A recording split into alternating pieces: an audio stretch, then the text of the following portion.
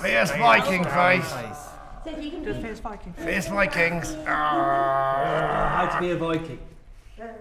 How to be a Viking!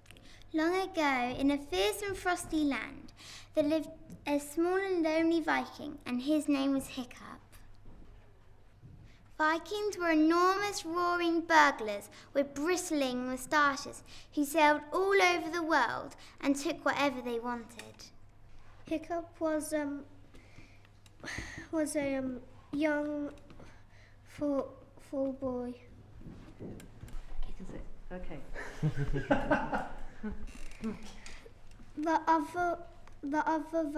The other young Vikings wouldn't let him join in with their rough games. The other children wouldn't let him join in their rough Viking games.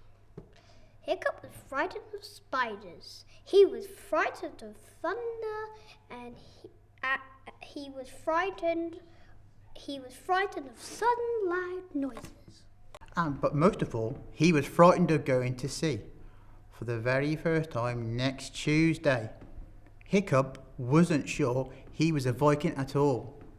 Hiccup's father was Stoic the Vast. Wherever the Stoic walked, the ground trembled, flowers wilted, and bunnies fainted. He hadn't brushed his beard in 30 years. Only girlies brush their beards, boomed Stoic the Vast.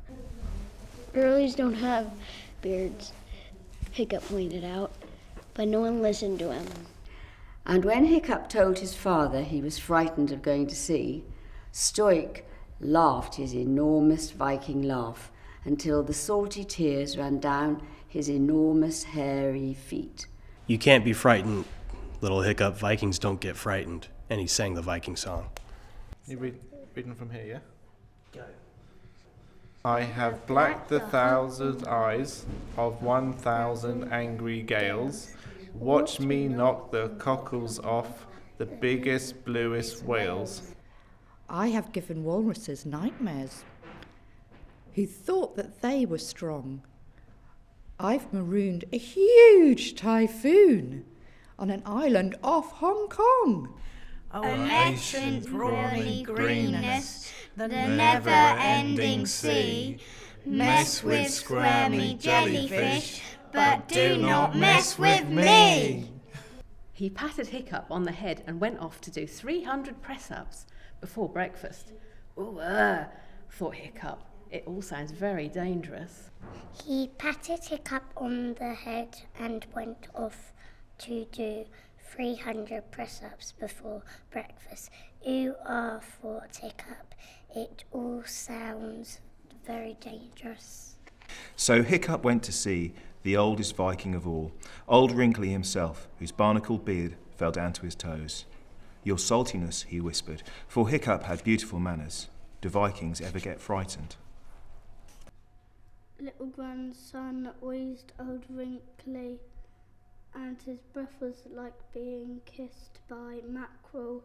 I've been wondering about the answer to that question myself. Well done. Well done. The sea is full of trials and terrors, but it is also full of marvels and miracles. Go to sea and you can tell me if Vikings ever get frightened. So, at 9:15 on a breezy Tuesday, Hiccup went to sea for the very first time. At 9:30, Hiccup was wishing he hadn't eaten those two smallish haddock for breakfast.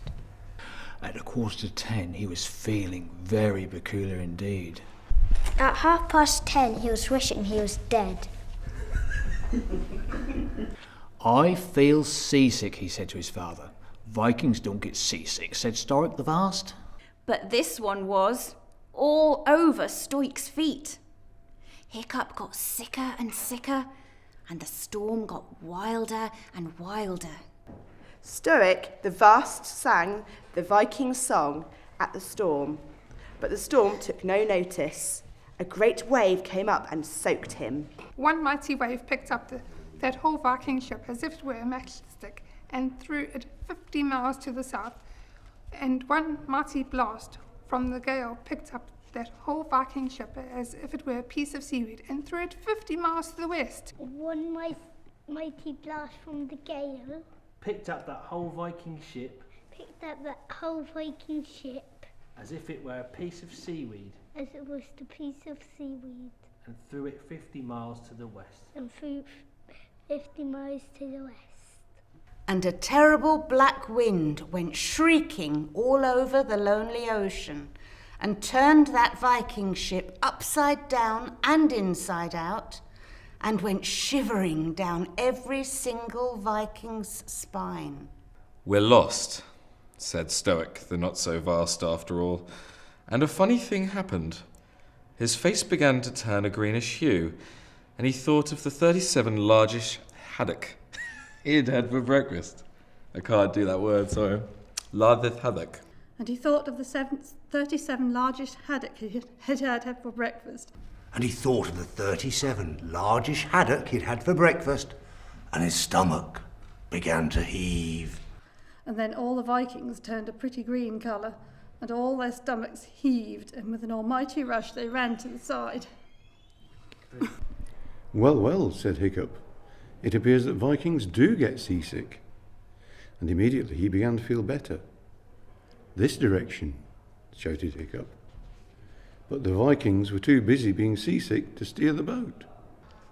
"This direction," shouted Hiccup, but the Vikings were too busy being seasick to steer the boat.